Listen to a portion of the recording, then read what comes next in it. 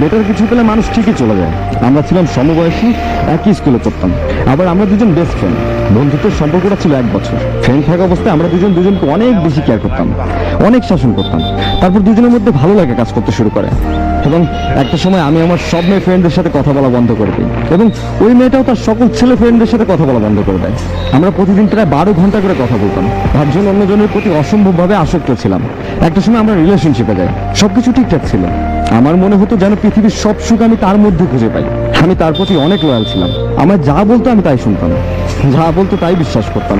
কিন্তু রিলেশনে যাওয়ার হঠাৎ 6-7 মাস পরে ও আমায় বলতেছে যে আমরা সমবয়সী, আমাদের এই সম্পর্ক টিকানো সম্ভব না, কারণ 8-2 বছর পরে যখন আমি ইন্টার লাইফ ক্লোজ করবো তখন আমার বিয়ে দিতে চাইবে আমার ফ্যামিলি, কিন্তু তখন তুমি স্টুডেন্ট থাকবে, আর আমার ফ্যামিলি কখনোই তোমার হাতে আমার তুলে দেবে না। আমিও ফ্যামিলির বাইরে যেতে পারবো না, কিন্তু আমি ছিলাম ওর প্রতি অনেক দুর্বল। আমি জিনিসটা কিছুতেই মানতে পারতেছিলাম না। আমি ওরা শুধু বলি যে আমাকে ইন্টারের পর ভার্সিটি অ্যাডমিশন টেস্ট পর্যন্ত সুযোগ দেয়, আমি আমার সর্বোচ্চ চেষ্টা করবো ভালো একটা ভার্সিটিতে চান্স পাওয়ার।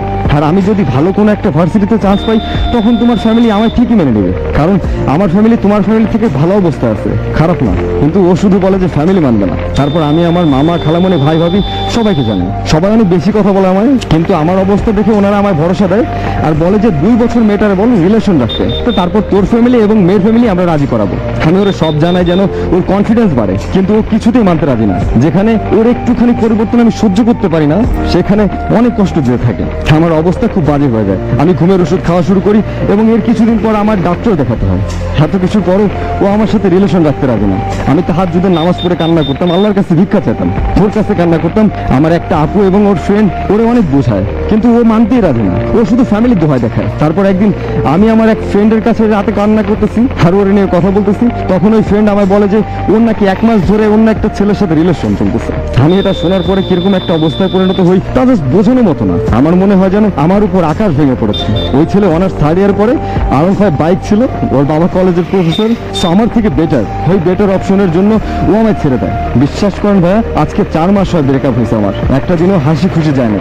আজকে ঈদ ছিল, কিন্তু আমি ঘরে দরজা আটকায় বসেছিলাম সারাদিন। প্রতিটা মুহূর্তে আমার মন চায় সুইসাইড করি, কিন্তু আল্লাহর উপরে ভয় থাকায় করতে পারি না। ভাইয়া, আমার ওর প্রতি বিন্দু পরিমাণ ভালোবাসা কমে নাই।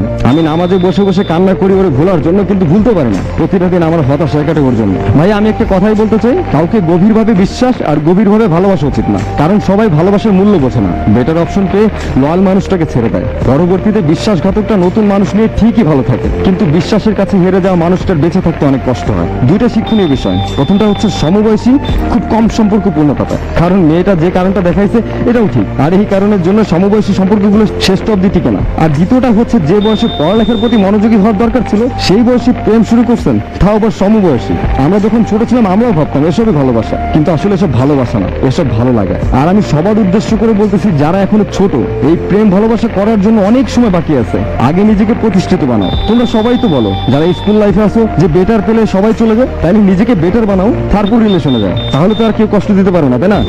ভালো থাকবেন সবাই, আল্লাহ হাফেজ।